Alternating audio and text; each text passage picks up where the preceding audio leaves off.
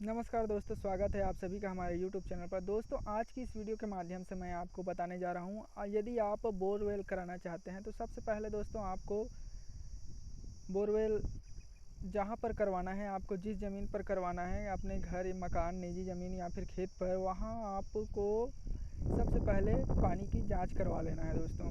पानी की जाँच आप देसी विधि से करा सकते हैं या फिर वैज्ञानिक तरीके से आप करवा सकते हैं दोस्तों। वैसे ज़्यादातर हमारे क्षेत्र में तो नारियल के माध्यम से ही चेक किए हैं।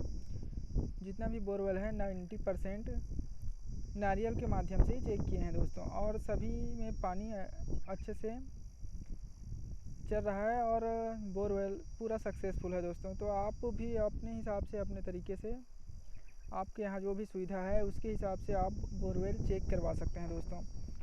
और चेक करवाने के बाद दोस्तों आप जहाँ पर पानी निकलता है वहाँ पर गाड़ी लगवा सकते हैं। गाड़ी लगवाने के बाद दोस्तों बात आती है कि कितना फीट खनन करवाना है आपको।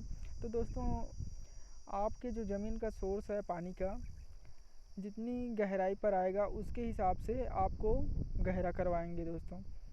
जैसे आपका पानी 60 से 70 फीट में आ जाता है तो आपको ज़्यादा गहरा करवाने की ज़रूरत नहीं है। यदि आप खेती के लिए करवा रहे हैं तो लगभग 200 से 250 फीट तक के गहरा करवा लें दोस्तों।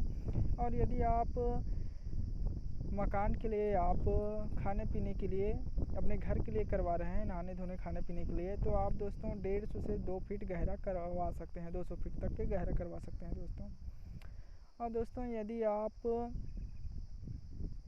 इसके बाद बात आती है दोस्तों केसिंग की। तो आप केसिंग के बारे में, कौन सा केसिंग इस्तेमाल करना चाहिए, तो मैं तो यही कहूँगा ज़्यादातर लोग MS पाइप का यूज़ करते हैं और मेरे हिसाब से भी MS पाइप ही सही रहेगा दोस्तों।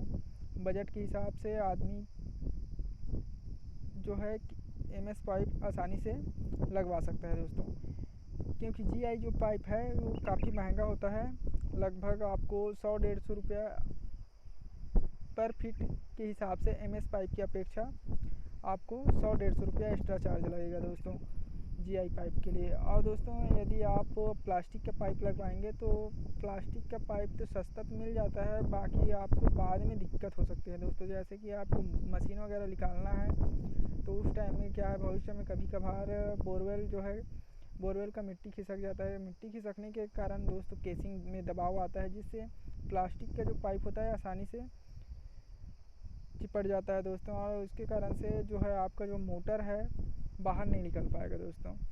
तो दोस्तों अब उसके बाद जैसे ही आपका बोरवेल कंप्लीट हो जाएगा, खनन हो जाएगा, उसके 1-2 दिन बाद आप उसके जो आइट साइड है, जो केसिंग के आजू बाजू लगभग आधा इंच का गैप होता है, आधा से 1 इंच का गैप होता है, उस पर आप जो है बिल्डिंग कंस्ट्रक्शन में जो इस्तेमाल होने वाला गिट्टी है ढलाई के लिए, वो वाला गिट्टी डाल देंगे, जिससे जो है जो केसिंग में फ़िल्टर वाला जो छेद होता है, छोटा छोटा छेद किए रहते हैं 1-2 केसिंग में, वहाँ पर जो है गिट्टी जल के स्रोत को है अच्छे से बना के रखता है आपके बोरवेल्स पर। और मिट्टी जो है छेद पर, ये मिट्टी या फिर जो मुरुम है जो अंदर में जो रहता है, वो आपकी जो केसिंग का छेद है, जो फ़िल्टर है, उसको जाम नहीं करने देता है दोस्तों। गिट्टी आसानी से उसको पानी के सोर्स को, जो जल का सोर्स है, आपकी केसिंग तक आने देता है। इस कारण से दोस्तों आजू बाजू में गिट्टी डालते हैं। और गिट्टी डाल लेने के बाद दोस्तों आप लगभग 15 से महीना दिन, ज़्यादा से ज़्यादा लगभग 15 महीना दिन, ज़्यादा से ज़्यादा 2 महीना तक के अंदर आप एक बार ज़रूर अपने मोटर को चालू कर लीजिए, क्योंकि ज़्यादा लंबा समय तक चालू नहीं होने से वो जो सोर्स है कुछ कुछ जाम हो जाता है, जिसके कारण से बाद में समस्या होती है दोस्तों। तो आप लगभग 15 महीना या फिर 2-3 महीने के अंदर आप ज़रूर, आप साल भर तक बिल्कुल मत रखिए। वो खनन कराने के बाद आप साल भर तक ऐसे ही छोड़ देंगे तो आपका जो है कोई मतलब नहीं रहेगा दोस्तों खनाने का। तो दोस्तों आप लगभग 2 से 3 महीने के अंदर मशीन ज़रूर चालू कर लें दोस्तों। इसके बाद जो है मोटर आपको कौन सा लेना है, आपका जो है कितने दूरी तक पानी ले जाना है और कितनी फीट गहराई से पानी निकालना है, उस पर डिपेंड करता है दोस्तों।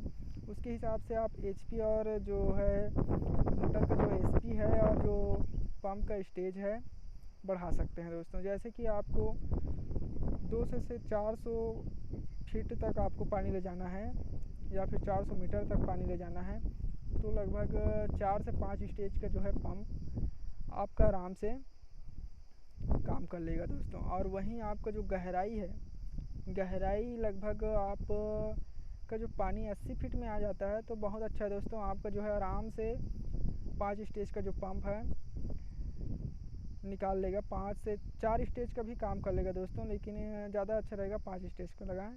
और दोस्तों यदि ज़्यादा गहराई है, जैसे 150-200 फीट गहराई है, तो 150 में भी आपका जो 5 स्टेज का पंप है काम कर लेगा। और उसके बाद 150 के बाद जैसे ही आप नीचे जाएंगे तो उसके बाद आपको 6 से 7 स्टेज का जो है पंप लगवाना पड़ेगा दोस्तों।